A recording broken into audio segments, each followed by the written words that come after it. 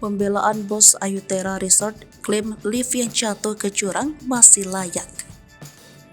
Linggawati Utomo, 62 tahun, pemilik Ayutera Resort buka suara usai 5 karyawannya tewas gegara tali sling lift putus hingga jatuh ke jurang.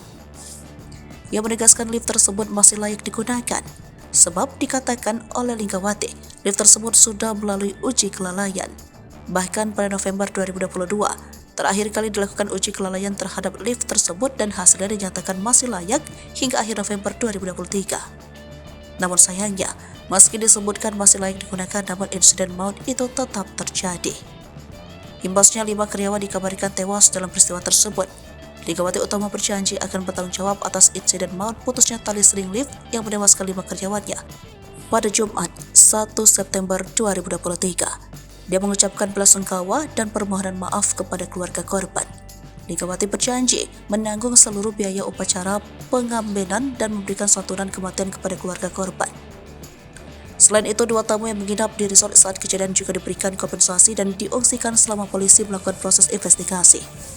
Semua biaya upacara hingga pengambenan akan ditanggung semua oleh pihak perusahaan. Kemudian, ada santunan kematian dan asuransi BPJS Ketenagakerjaan tutur Linggawati 1-2 September 2023. Linggawati menegaskan lift yang mengakibatkan kelima karyawan yang meninggal itu sudah melalui uji kelayakan. Menurutnya, uji kelayakan terhadap lift tersebut terakhir kali dilakukan pada November 2022 dan masih dinyatakan layak hingga akhir November 2023. Tiap tahun dilakukan pemeriksaan tandasnya. Dilansir dari Kompas.com, Linggawati Utomo sendiri merupakan warga asal Jakarta. Diketahui, lift yang jatuh biasanya digunakan oleh tamu dan karyawan sebagai sarana untuk mengakses area resort yang dibangun di atas tebing.